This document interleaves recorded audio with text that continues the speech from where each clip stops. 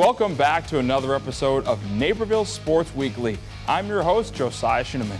The spring sports season is in full swing with an action-packed slate of games this week. We begin with girls soccer as Naperville Central plays host to Waubonsie Valley. Naperville Central begins the girls soccer conference slate with a new face at the helm as boys head coach Troy Adams takes over for former longtime head coach Ed Watson. Now they take on Waubonsie Valley, who looks to build on from their 11-6-3 campaign in 2022. Redhawks are hoping to jump on the scoreboard early with senior sensation Megan Norquette dribbling, but her kick is denied by W goalie Sophia Trevino. It's the Warriors' turn for a scoring opportunity, but NC goalie Erin Hackett takes note from Trevino and makes a save for herself. The goalies were busy in the first half. Central is looking for that first goal, but Trevino keeps her eye on the ball and keeps it away after a near disaster. Redhawks keep on attacking, and the ball finds Ella Burke, who kicks it from behind the 20-yard line, and she scores. An unbelievable goal by Burke puts Central up 1-0, and that is your halftime score. That score remains the same as we hit the second half, although here comes Norquette, who strikes the ball and puts it into the back of the net to make it a 2-0 lead for Central. Warriors trail, but Taylor Amadian shoots the ball with some air, and it goes in. They trail 2-1 after a much-needed goal. Norquette is at it again as she puts on the moves while dribbling and scores her second goal of the game. That helps the Redhawks get by Waubonsie Valley with a 3-1 win.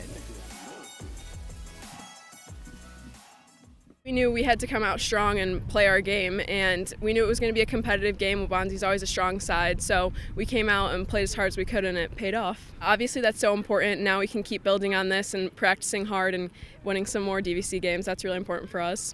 We just wanted to come out and play our hardest, and we did that and we won, so that was good. Coming up, we'll bring you girls lacrosse here on NSW. Oh no, I think I lost my debit card. Okay, don't panic. Don't panic, we're in a mall. Some stranger's probably tapping new shoes, tapping a washer-dryer combo, just tapping everything in sight. It's okay, just tap your phone. With BMO, you can use your phone to freeze and unfreeze a lost card. I can? And you can always get a new card instantly at a BMO branch. I got my tap back. You ever seen someone this excited about a debit card before? Oh yeah. Oh. Not this excited. When a bank gives you instant peace of mind, that's the BMO effect. Local news is your lifeline.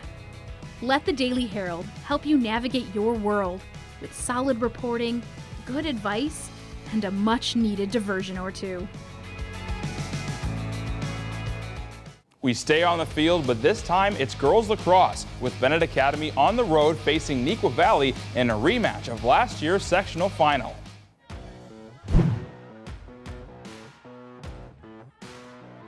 The lacrosse season is in full swing as the Wildcats of Neuqua Valley host the Red Wings of Bennett Academy in an early season litmus test for both teams as Bennett beat Neuqua in the playoffs last season in the sectional finals.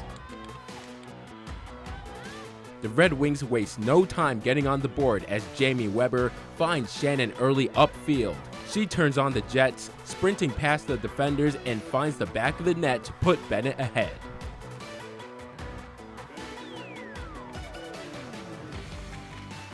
Weber, already with an assist to her name, gets a goal of her own. She receives the pass from Gianna Corelco and then cuts inside the Wildcats defense and fires it into the net, making it 2-0 early to Bennett in the first half.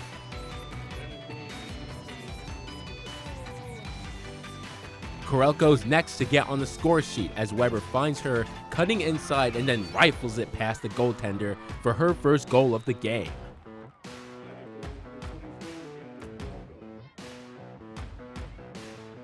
The Wildcats find some offense as Zawadi Brown capitalizes on the restart and scores to put Neuqua Valley on the board, now making it 4-1.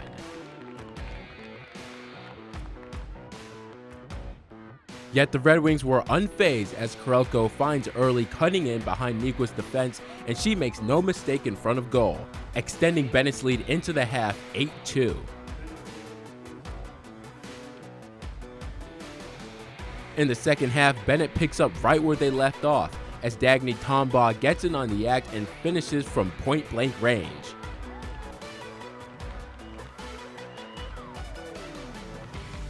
The Wildcats, though, continue to battle as Na Winarski finds Molly Keene and she gets past the Bennett defenders to score.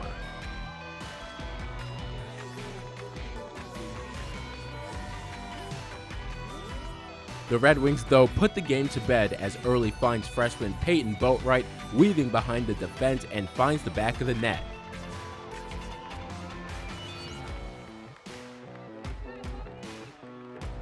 The Bennett Academy Red Wings continue their strong campaign, beating the Neuqua Valley Wildcats 13-3. I think today we really took control of the game, like overall, like from defensive end to attacking end, we were really poised and like had control of our attack. Last year we played them both times. It was a really chippy, close game, so we knew it was going to be a tough team going into it. But like our coach told us to like take control, be calm, and like we did that today, and it showed with the score. But again, this team is really good. But I'm proud of how we handled them today. Because we've been really like all those plays, like I said, though, with those cutters, we've just been working on that now, and now we see that like that's our game, is like having those cutters and not just having like some people drive. I mean, we're such more of a threat if we can look like we're going to drive and then having a cutter right off that back, and that's just really now setting us up for like that's what we're going to do in the future for our future games and what we've been practicing. So it's just like great to really put that into like perspective and see what we can look like when we actually put it all together.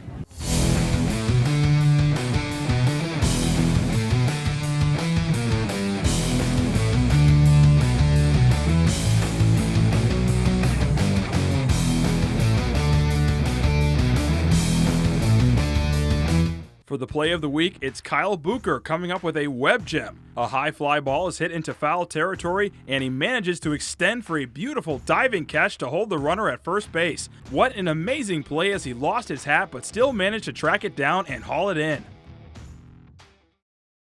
Stay in the know at home or on the go with NCTV 17 News Update. This quick recap of everything happening in and around town will be delivered straight to your email inbox for free. Sign up today. Oh yeah, I'll take one of your specials, my man. There you go, princess. We were there when you explored questionable street meat. Maybe read the reviews next time? We were there for that. And we're here for everything else. Here it's personal, because we get to know you. Several of our local schools have athletes that compete in multiple sports. However, it's not often you see them play more than one sport in the same season, like with Naperville Central's Lauren Thorne and Neuqua Valley's Zawadi Brown.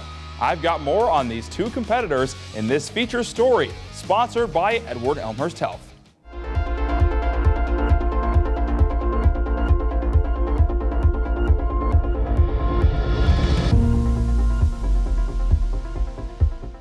It is not uncommon for athletes to play multiple sports throughout the year at the high school level. However, athletes playing two sports in the same season is not something you see every day. Naperville Central junior Lauren Thorne plays soccer and competes in track and field. She was a part of the Red Hawk team who recently took home an indoor track and field DVC title at North Central College back in March. With the soccer team, Central is off to a great start to the season, which includes a recent victory over conference rival Waubonsie Valley. Soccer is Thorne's main priority, but this year she wanted to run track as well because she felt it would help her with her primary sport. And the coaches kind of wanted me to do track, and it interested me as well, and my family wanted me to run it just because one of the things that I do the most in soccer is sprints. So when track asked me to do sprints for them, I was very interested in that. Thorne did not plan to play both sports at once initially. It just simply worked out that way. It is a lot to take on, but the coaches are really good about balancing it out for me and not overworking me or anything. And I'm also 17, so my body's okay. It's not anything crazy, and it's good to stay active and stay busy, so I enjoy it. The Thorne family is used to having a schedule packed with athletics. Lauren's older brother Peyton has been the starting quarterback at Michigan State the past 2 seasons. He was a 3-sport athlete at Naperville Central, playing basketball and baseball in addition to football. Having to compete in 2 sports in the same season does create challenges with Lauren's schedule, especially while being a student on top of her commitment to athletics. Definitely will be overlaps, and I can't compete in DVC outdoor and play DVC soccer, so we decided to do DVC soccer. So that's kind of a conflict, but other than that, like I said, the coaches are super flexible about it, especially the track coaches, because they know soccer is my main priority. Giving students a chance to succeed in any form is really what a high school should be about. Obviously, there's going to be some unique challenges. We're working through it. Communication with the players, communication with the coaches, making sure that they're healthy, both physically and even emotionally. It takes a lot out of a kid to be able to have to do both. You're getting pulled in two directions. You've got schoolwork. Thorne is not the only athlete playing two sports in the spring. Neuqua Valley junior Zawadi Brown runs track and field and finished in the top 5 at state last year in the 200 and 400 meter races, while her relay team placed 3rd in the 4x100 meter relay. She also plays for the lacrosse team as well, helping the Wildcats to a sectional championship appearance last spring. There are several other high school athletes who have played or are currently playing two sports at once, and Thorne has high praise for those with a busier sports schedule just like her. I give all the credit to all those athletes as well, especially in the fall as well. There's definitely athletes that do it then, and it's a lot to take on, but it's super fun, and obviously most of us all enjoy it. For Naperville Sports Weekly, I'm Josiah Schuneman. Now we head to the pool for boys and girls water polo. We start with the boys as Naperville Central takes on Naperville North in a crosstown showdown. We got a crosstown showdown in the pool at Naperville North, where the Huskies play host to the Naperville Central Redhawks. Last season, North won 2 out of 3 matchups, including its thrilling victory in the sectional championship. Just over a minute into the action, Nick Simon passes it over to Jack Gervais. He loads up and fires it in the corner of the net for the first goal of the game. Central takes a quick 1-0 lead. A minute later, Mason Hoffman has a breakaway. He gives Ross Azur a couple of pump fakes, then lobs it over his head for the goal. It's knotted up. The Huskies have possession again. Hoffman passes it to Jack Reif in the middle, and he slings it by the goaltender. North takes a 2-1 lead with 2 minutes left in the first quarter. With under a minute in the quarter, Nick Simon takes a shot that gets deflected and lands in front of the goaltender Caleb Usan. He tries to haul it in, but Adrian Lamb battles for it and tosses it over his head for the goal. It's tied up again. There's now less than a minute to go in the half, and Central has the ball again. It eventually makes its way over to Jack Gervais on the left side, and he sends it into the back of the net. Redhawks back up 3-2. Back on the other end, Jack Reif surveys the defense before finding Brett Grady for the goal. The score is tied at 3 heading into the halftime break.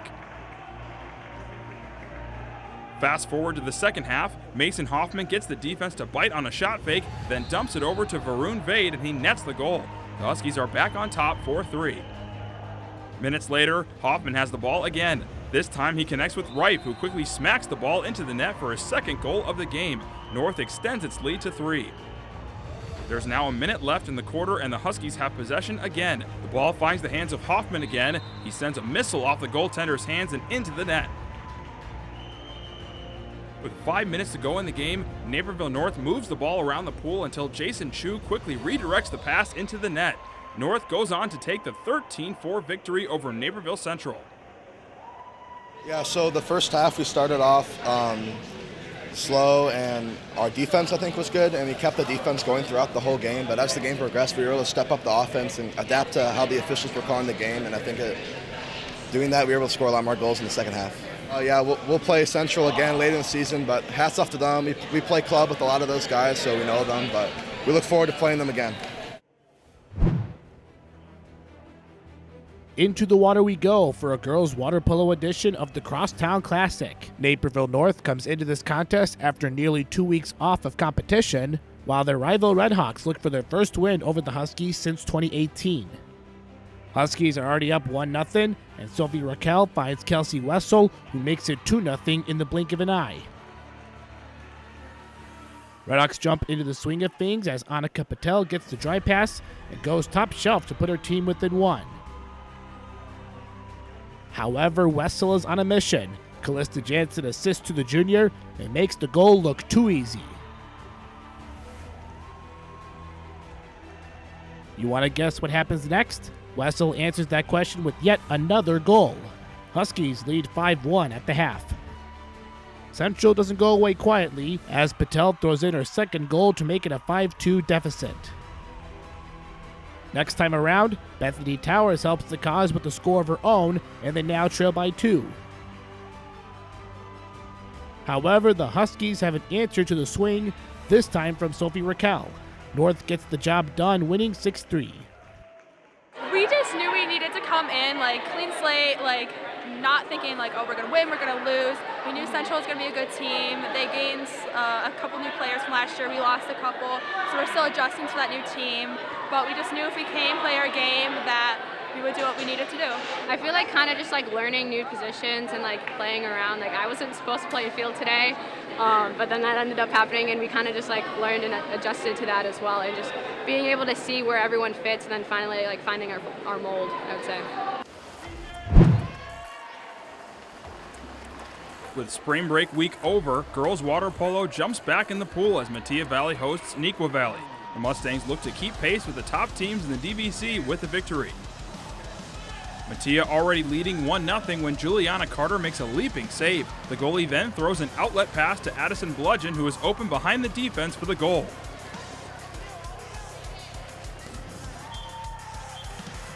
Neuqua Valley looks to get on the board with a shot from Megan Roberts. Carter makes another save and another long pass down the pool. Allison Leslie tracks down the ball, spins, and puts in one of her 5 goals. 3-0 Mustangs. Later in the quarter, the Wildcat defense converges to knock the ball away from Sarah Vokes, but she is able to power the ball just over the head of Kaylin Turner and floats in for the goal. 6-0 Metea after the first. Into the second quarter now, Addison Bludgeon continues her big night with a steal, and she shows off the speed, breaking loose for another goal. 5 in the game for Bludgeon.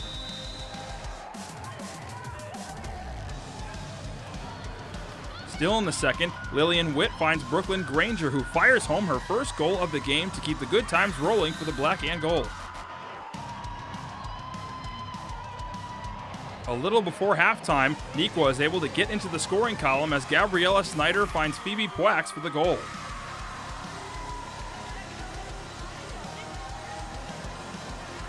Then just a few moments later, Megan Roberts shows a lot of effort to track down her own rebound off the crossbar and scores a goal of her own. Wildcats trail 12-2 at halftime. In the second half, the Wildcats continue to battle on offense. Samira Nadgar gets one of her 2 goals in the game to get Neuqua Valley within single digits. But the Mustangs are able to respond quickly. Allison Leslie gets the assist on this pass to Zoe Luttrell, who scores for the second time on the night.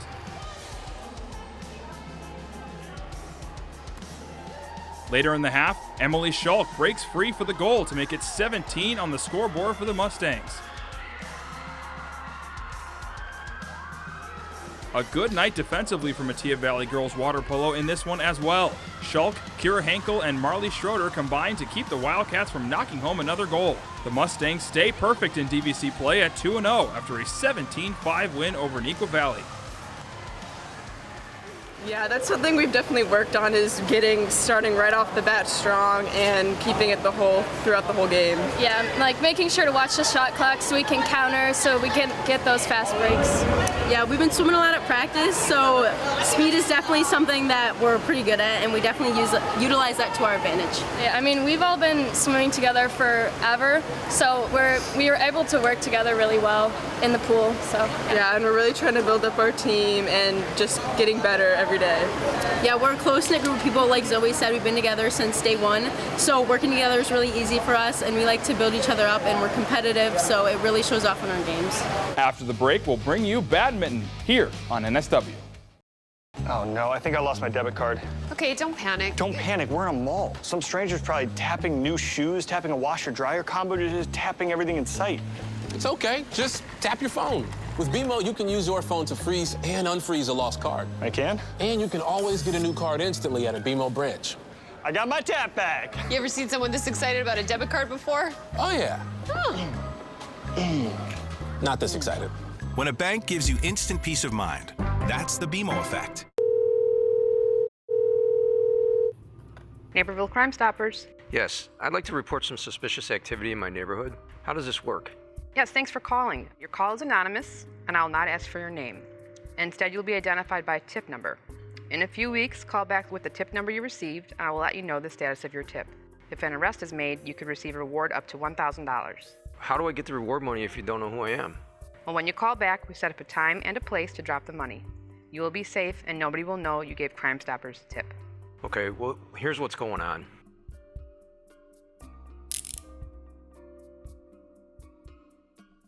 Time to give you our first badminton highlights of the season. We begin with an Eola Road clash between Waubonsie Valley and Metea Valley. The conference badminton season is here, and Waubonsie Valley, led by new head coach Bill Carson, travels to Metea Valley. The Warriors fell to Naperville Central in a competitive matchup earlier in the week, while the Mustangs took down DeKalb to begin DVC play. Doubles always kicks things off, so we begin with the number 3s. Tanmai Shudat and Vamshika Bejawar from Metea Valley face Tisha Dubé and Sam Narchetti from Waubonsie. It's a fast-paced, high-powered rally with all players involved here in the first set. Bejawar eventually is able to get the point for the Mustangs. However, the Warriors are able to come back and narrowly take the win in 2 sets, 21-15, 22-20.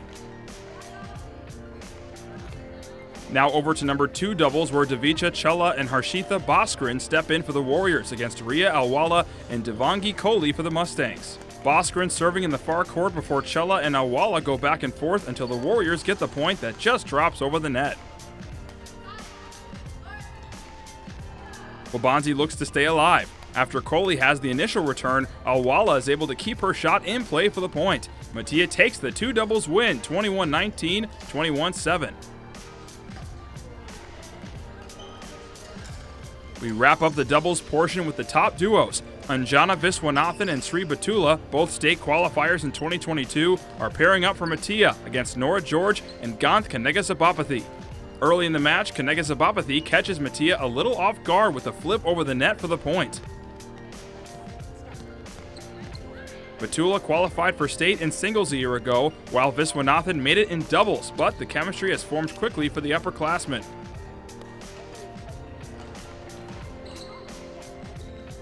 The Mustangs show off the power and pull away for a 2-set win, 21-10, 21-11 to take the lead in the team scoring.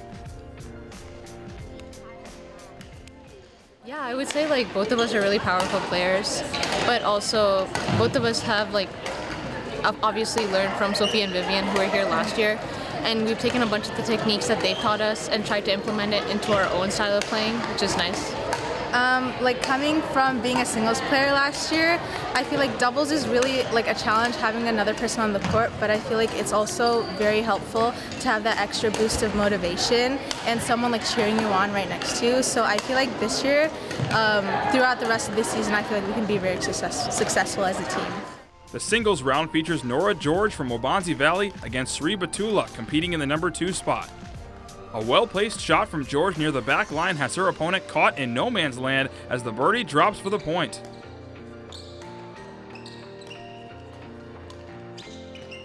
George serving in the second set now. An exchange of volleys pass over the net until Batula unveils the drop shot that falls for the point. The Mustang takes the win, 21-9, 21-10. We wrap up with the top singles players as once again Anjana Viswanathan is competing as the number 1, while Waubonsie Valley turns to freshman Tisha Dubé as their top singles player. Just like she did in 1 doubles, Viswanathan shows off the power and accuracy in the early going with a smash on the line for the point. For the second straight season, the Warriors have a standout freshman ready to step into the spotlight. Although Carissa Chen transferred to IMSA for her sophomore season, Dubé shows that she is more than ready to handle the 1 singles role. Dubé goes on a big run in the second set to pull away for the victory. Despite the win in 1 singles, Metea Valley sweeps the rest of the singles matches and takes the overall team victory by the score of 13-2. I'm really happy about the start of the season. I'm really excited about how I'm responding well under pressure. So I'm excited about just playing, being here, and it's just a really fun experience to do it with the team. And yeah. The badminton season is here. Neuqua Valley won their opening matchup against Naperville North 14-1, while Naperville Central took down Waubonsie Valley 11-4. Starting with two doubles as Amaya Liu and Daniela Aldeguar take on Cynthia Zhang and Yelin Liu. The Wildcat duo wins set 1 21-12. In the second set, the Red Hawk pair is looking for a point as Daniela Aldeguar finds the open court for the score. However, the blue and gold proved to be too much as Yelin Liu picks up the winning point, giving the Wildcat duo a 21-8 set 2 victory. Moving down the court to the one doubles with Wanhan Sun and Arushi Chowdhury playing against Hannah Ann and Jessica Pei, in which the Redhawks pick up an early point. Wanhan Sun answers that point as she returns the birdie for a 21-17 set 1 win. Match point now for the Wildcats as we go back and forth in this rally that eventually ends with a point from Arushi Chowdhury giving Neuqua the 21-12 set 2 win. Hopping into the second set of 4 singles as Yelin Liu won the first set 21-11, but Gianna Jiao starts the second set with a point. Later on in the set, it's match point for Liu as the two go back and forth until Liu finds the back left corner giving her the 21-17 set 2 win. Next up is 2 singles, which sees Arushi Chowdhury win the first set 21-10 over Hannah Ann. Hannah Ann responds in the second set as she wins a close one by a score of 22-20, forcing a third set.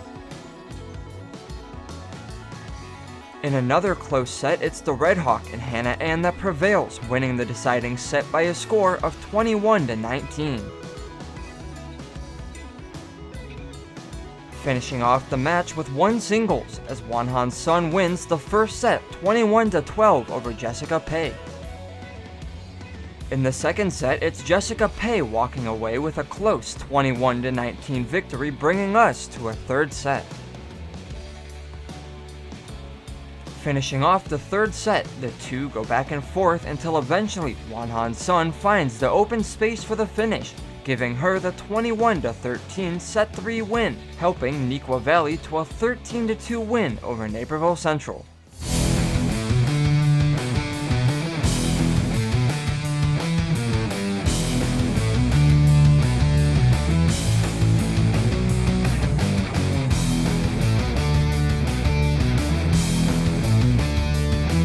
On this play of the week, Ella Burke converts on a difficult goal. A loose ball finds her, she kicks it from behind the 20-yard line, and she scores. An unreal goal from Burke as she puts some air under it and knocks it into the back of the net. That'll do it for the show this week. Next week, we'll expand our spring sports action with the track and field Gus Scott Invite taking place at Naperville North next weekend. Don't forget, we're always online. Check us out on our website for extended highlights and stories at nctv17.org. You can also find us on social media at nctv17 on Facebook, Twitter, and Instagram. For Naperville Sports Weekly, I'm Josiah Shinneman. See you next week.